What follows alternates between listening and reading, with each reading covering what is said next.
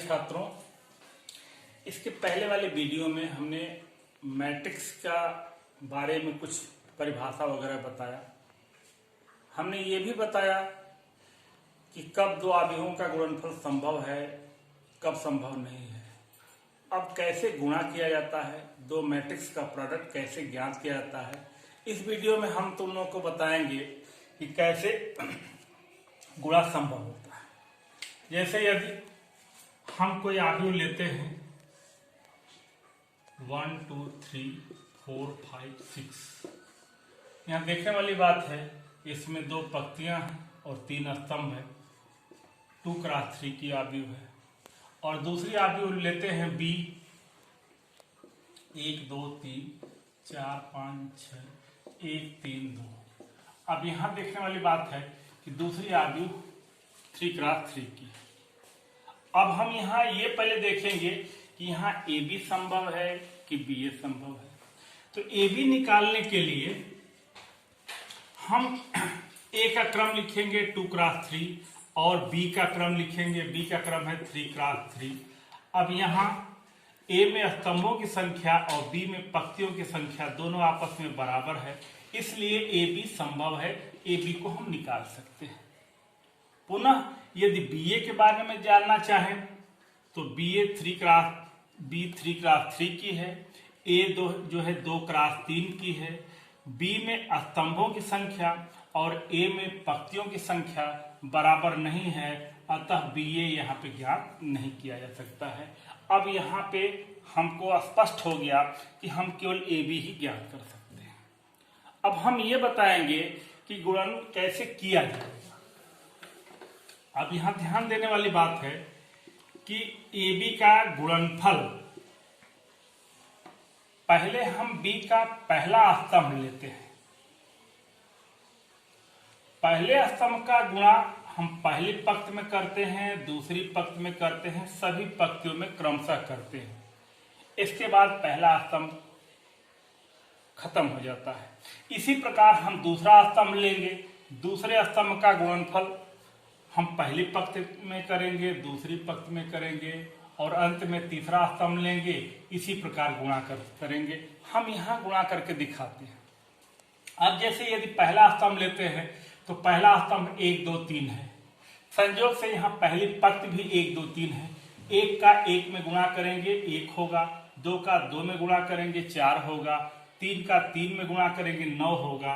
तो 1 धन 4 धन 9, ये पहली पंक्ति और पहले स्तंभ अर्थात ये पहला तत्व हमें प्राप्त हो गया। अब इस स्तंभ का गुणनफल दूसरी पंक्ति में करेंगे। 4 का 1 में गुणा करेंगे 4 हो जाएगा, 5 का 2 में गुणा करेंगे 10 हो जाएगा और 6 का 3 में गुणा करेंगे 18 हो जाएगा। अब हमारा पहला कॉलम, पहला स्तंभ बन गया। अब पहले कॉलम को, यहाँ पहले स्तंभ को छोड़ देंगे। अब हम दूसरा स्तंभ लेंगे।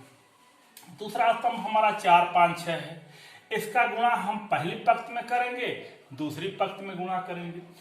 1 का 4 में गुणा करेंगे 4 हो जाएगा, 2 का 5 में गुणा करेंगे 10 हो जाएगा, 3 का 6 में गुणा करेंगे 18 हो जाएगा। अब दूसरी पंक्ति में गुणा करेंगे, 4 का 4 में गुणा करेंगे 16 हो जाएगा, 5 का 5 में गुणा करेंगे 25 हो जाएगा, 6 का 6 में गुणा करेंगे 36 होगा।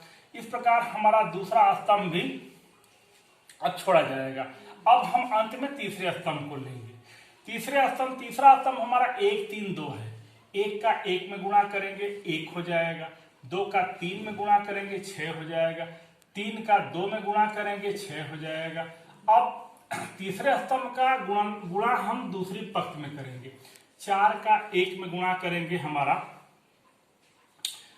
4 हो जाएगा, 5 का 3 में गुणा करेंगे 15 हो जाएगा और 6 का 2 में गुणा करेंगे 12 हो जाएगा। अंत में हम जोड़ करके सभी को लिख देंगे तो हमारी आव्यूह प्राप्त हो जाएगी। 9 1 10 4 14, 18 10 28, 28 4 32, 10 18 28, 28 4 32। अब यहाँ जोड़ेंगे 6 5 11, 11 6 17, 3 2 5, 1 6 1 7। अब यहाँ तीसरा 6 6 12, यहां देखेंगे इनका योगफल 14 आ रहा है, इनका योगफल 32 आ रहा है, इनका योगफल 32 आ रहा है, इनका योगफल 77 आ रहा है, इनका योगफल 13 आ रहा है, इनका योगफल 31 आ रहा है। अतः यह हमारी AB आव्यूह प्राप्त। हम एक और उदाहरण दे करके आपको समझाएंगे, क्योंकि आव्यूह चैप्टर का ये गुणनफल सबसे महत्वपूर्ण टॉपिक होता है। लड़कों को समझने में थोड़ी सी प्रॉब्लम होती है, लेकिन ध्यान से पढ़ेंगे, ध्यान से देखेंगे तो कहीं कोई दिक्कत नहीं आएगी। अब दूसरा उदाहरण हम आप लोगों के सामने रख रहे हैं, जिसमें दोनों आव्यूह को हम वर्ग आव्यूह कर रहे हैं। जैसे A 0 1 2 3 2 1 -1 2 1 3 क्रॉस 3 की आव्यूह है। दूसरी आव्यूह B, इसको भी हम 3 क्रॉस 3 की ले रहे हैं। अब यहाँ पे ये 2 4 1 3 -2 1 2 1 1। यहाँ पे चूंकि A 3 क्रॉस 3 की है और B भी 3 क्रॉस 3 की है, अतः वर्ग आव्यूह में हमेशा AB और BA दोनों संभव है। हम जो चाहें वो ज्ञात कर सकते हैं। हम यहाँ पे आपको AB ज्ञात करके दिखा रहे हैं। अब AB ज्ञात करने के लिए B का पहला स्तंभ लेंगे, पहला कॉलम लेंगे। उस पहले कॉलम का गुणनफल गुणा हम पहली पंक्ति में करेंगे, दूसरी पंक्ति में करेंगे, तीसरी पंक्ति में करेंगे। पहले कॉलम का गुणा सभी पंक्तियों में करेंगे। इसी प्रकार दूसरे कॉलम का गुणा सभी पंक्तियों में करेंगे और अंत में जो बच रहा है तीसरा कॉलम, उसका भी गुणा सभी पंक्तियों में करेंगे। ये ध्यान देने वाली बात है कि संगत तत्वों का संगत तत्वों में ही गुणा किया जाता है। अब जैसे पहले कॉलम का पहली पंक्ति में गुणा करेंगे, 2 का 0 में गुणा करेंगे 0 हो जाएगा, 4 का 3 में गुणा करेंगे 12 हो जाएगा, 1 का -1 में गुणा करेंगे तो -1 हो जाएगा। अब पहले कॉलम का गुणा हम दूसरी पंक्ति में करेंगे, 2 का 1 में गुणा करेंगे 2 हो जाएगा, 4 का 2 में गुणा करेंगे 8 हो जाएगा, 1 का 2 में गुणा करेंगे 2 हो जाएगा। अब पहले कॉलम का ही हम तीसरी पंक्ति में गुणा करेंगे, 2 का 2 में गुणा करेंगे 4 हो जाएगा, 4 का 1 में गुणा करेंगे 4 हो जाएगा, 1 का 1 में गुणा करेंगे 1 हो जाएगा। इसी प्रकार हम दूसरे स्तंभ का पहली पंक्ति में गुणा करते हैं तो ये प्राप्त होता है 0 -6 -1। दूसरे स्तंभ का दूसरी पंक्ति में गुणा करते हैं तो 3 -4 + 2 प्राप्त होता है। दूसरे स्तंभ का तीसरी पंक्ति में गुणा करते हैं तो 6 -2 + 1 प्राप्त होता है और अंत में तीसरे स्तंभ का पहली पंक्ति में गुणा करके यहाँ लिख देते हैं, दूसरी पंक्ति में गुणा करके यहाँ लिख देते हैं, तीसरी पंक्ति का गुणा करके यहाँ लिख देते हैं और अंत में सभी तत्वों को आपस में जोड़ और घटा लेते हैं तो हमको अभिष्ट उत्तर प्राप्त होता है। यहाँ देखने वाली बात है कि AB जो है वो 3 क्रॉस 3 की आव्यूह मिली, जिसमें पहली पंक्ति है 11 -7 2, दूसरी पंक्ति है 12 1 6 और तीसरी पंक्ति है 9 5 6। तो अब इसी तरह आप लोग चाहेंगे तो BA भी निकाल सकते हैं। हमने पहले ही बता दिया था कि अगर स्क्वायर मैट्रिक्स है तो AB और BA दोनों संभव है, लेकिन ये आवश्यक नहीं है कि AB और BA दोनों संभव है तो दोनों का मान बराबर हो भी सकता है, ये नहीं भी हो सकता है।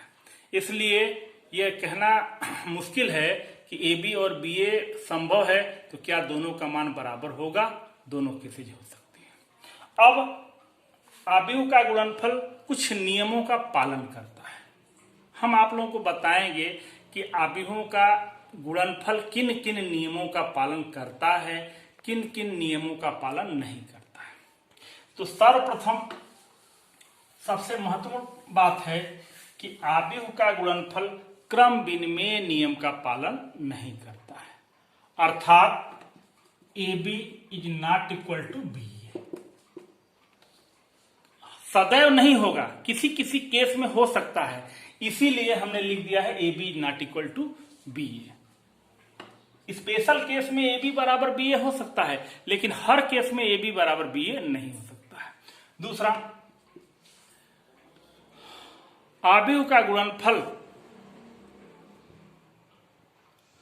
साहचर्य नियम का पालन करता है, अर्थात a इंटू बी इंटू सी बराबर a इंटू बी इंटू सी। तीसरा, आव्यूह का गुणनफल वितरण नियम का पालन करता है, अर्थात a into B plus C बराबर a into B plus a into C. अब छोटे छोटे उदाहरण से अगर आप चाहेंगे तो हम इन नियमों को आपको दिखा सकते हैं कि आव्यूह का